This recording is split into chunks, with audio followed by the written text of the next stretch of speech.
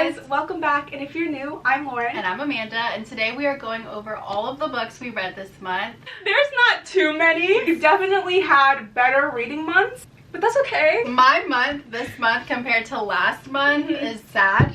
Oh, I knew going into this month I was not going to get a lot read just because of school. It's okay, next month will be better. I think so. I kind of love how we all do this. Like everyone on BookTube goes over all the books they read. Everyone on Bookstagram and Book Talk, it's like they all do a monthly wrap-up. We all do our wrap-up, and I think it's so cute. Okay, anyways. Here's ours. Let's get into it. So I did read the first two books in the Heartstopper graphic novel series. I was feeling left out. I did just see the trailer on Netflix, and I thought it looked so cute. I finished the first two. I thought they were really cute. It makes me happy to know that this book is available for younger audiences who might be struggling with coming out, because I know we didn't really have books like that when we were younger. Yeah, there's still not enough today. There isn't enough. It was just a nice, light, yeah, easy read. And I can't wait to read the next two and then watch the Netflix series. So the first book I'm going to talk about today is Too Late by Colleen Hoover. Originally, I think this month I was planning to read Without Merit by Colleen. That did not end up happening, but at least I read a different one in its place, and this one was so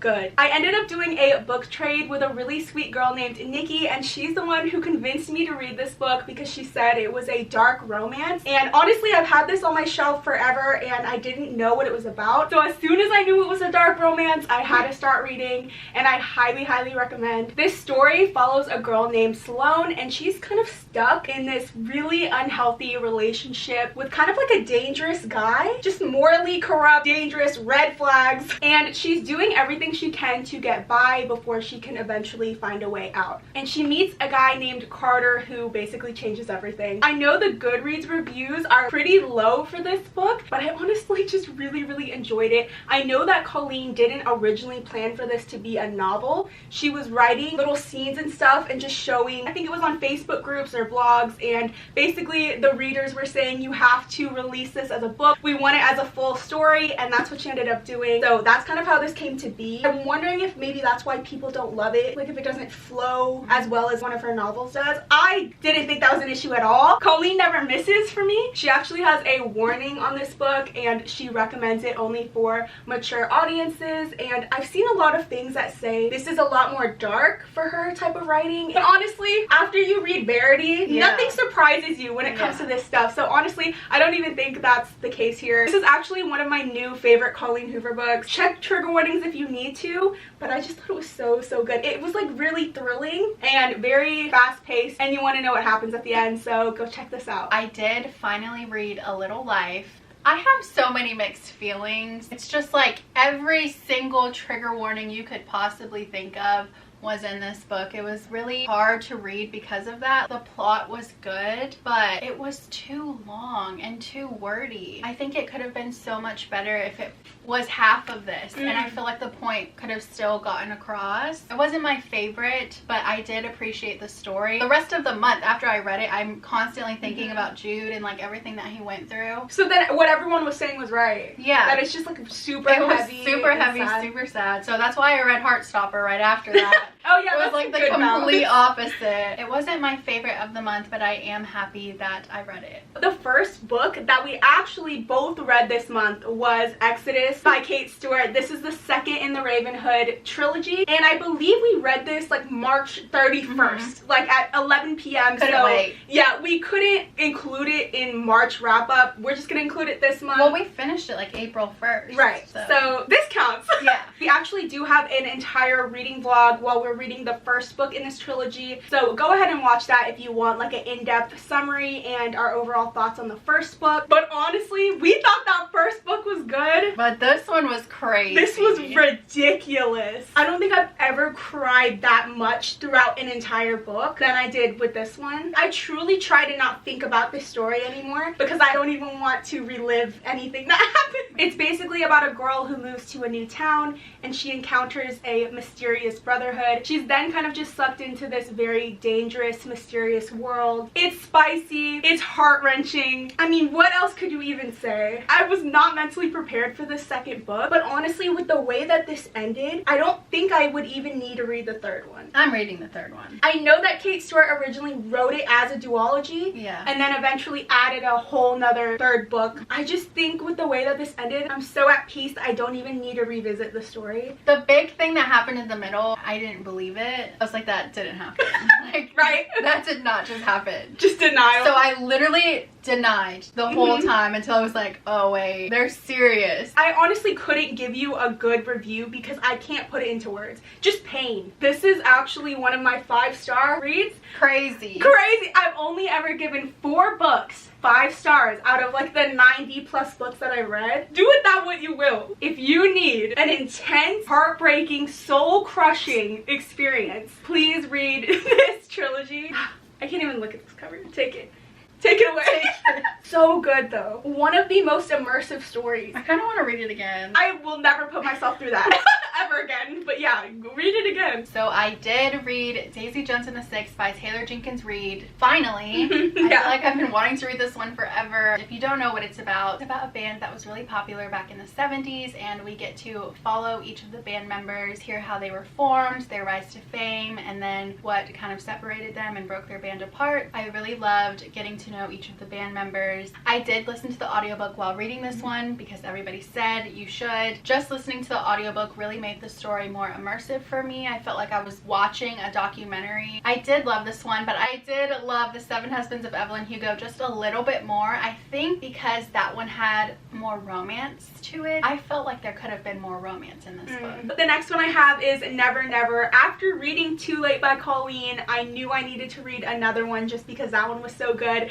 And this one did not disappoint either. This one was actually a collaboration between Colleen Hoover and Taryn Fisher, and I didn't know what to expect going into it, but this story is split up into 3 separate books. I don't know why they decided to do this, but I'm mad at myself for not owning the other 2 before starting this one, because as soon as this one ended, I needed to know what was going to happen. So if you're gonna read it, I recommend getting all 3 before you even start, because this one was so good. I can't wait to get the next 2. So this book kind of starts abruptly, and you're in this girl's point of view. She's in the middle of a school day. She doesn't know who she is, where she is, or why she can't remember anything. So you're kind of immediately thrown into this mystery, and I felt like that's what made it very fast-paced and entertaining. She's obviously freaking out because she doesn't know who she is or why this is happening, and she thinks she's completely alone in this until she meets someone that's going through the exact same thing. So there is a romance in this, but the main part is kind of like the mystery and what's happening. I so thoroughly enjoyed this story. I don't know why this one is never talked about. Yeah, I have never even heard of that. Right, I feel like I've never seen it recommended on anything, but I think it's so good. Anytime Colleen steps out of just the normal contemporary romance and writes more of like the dark thriller mystery things, those projects are always my favorite. Is it like The Invisible Life of Addie? Actually, I don't know, because this is set in New Orleans, Louisiana. So you already know they got some kind of voodoo magic stuff going on. I have no idea if that plays a part in what happened to them. That's kind of what's fun, because you're kind of going along with the main characters, and as they're trying to figure out what happened, you're trying to piece together things too. So I have no idea what happened, but I want to find out. We did read Ace of Spades this month. This was the book that you guys voted for our buddy read, and it did not disappoint. No, it didn't. It was a crazy ride. So we did film a buddy reading vlog with all of our thoughts and reactions, so if you want to read along with us or see our thoughts, go ahead and check that video out. So when we first started reading this, we thought it was going to be another book like One of Us is Lying, with the anonymous texter spilling secrets, but we were completely wrong. It was nothing like that. It was so good though. It was good. The mystery itself was so well done, and the book touches on so many important topics that need to be addressed and talked about more. So overall, it was just such a great book. This was a fun one to read together. Yeah. So the next book I have is Normal People by Sally Rooney. I have talked about this in some previous videos, but just to kind of summarize it really quick, it follows two people over a span of several years. It's very character driven. There's not much of a plot, but you are just following this couple who, even though they try to stay away, they keep finding themselves coming back to each other. It is written in a really interesting way and talks about a lot of relatable topics. So I can see why a lot of people really love this book. I feel like it's either you love it or you hate it. And it wasn't really my favorite. But I did start watching the TV adaptation, and I think that way, with that medium, it comes across a little bit better for me. Like, I feel like it gave the characters a little bit more personality, so I think I might end up liking the series more than I liked the book. But I do see why this is a lot of people's favorites. I did read The Legacy, which was the closing of Off Campus and Briar U. I feel like I was just expecting way more from this book. I did enjoy getting to catch up with the off-campus couple since I did go straight into Briar U, but I feel like I shouldn't have done that, honestly. I feel like I should have just read The Legacy right after Off Campus, just because I started to forget a little bit about the original couples. It hurts me to even say it. I didn't feel like I got the closure that I wanted or needed with all of these people. I felt like there was unnecessary drama just to like create a story. I think I gave it like 3 stars, and that was generous. And I know a lot of people had said they didn't like this one, and I was hoping like I would not be that way, but I understand. So the last one I'm going to talk about today is Turtles All the Way Down by John Green. This is one I'm currently reading, so I'm hoping to finish by the end of the month. I think I should. Since this was my first ever read starting my reading journey, I feel like it had to be my first ever reread, so that's exactly what happened. I do love a good YA coming of age story, especially ones that deal with mental health disorders and things like that, and John Green is just such a great author, and I feel like he does YA coming of age stories so well. This is a book that I really relate to. I loved it the first time, I'm loving it again, and I remember this having one of my favorite endings, so I'm excited to see if I feel the same way. A movie adaptation is being made for this book, which is absolutely insane. Go read it first if you haven't yet. And the cute boy from Ginny and Georgia, Marcus, is coming on it. Okay. I haven't seen that. You haven't seen No. Ginny and Georgia? No. That is going to be it for today's video. As always, we do put out new videos every Wednesday and Friday, so if you haven't already, make sure to like and subscribe, and we'll see you next time. Bye.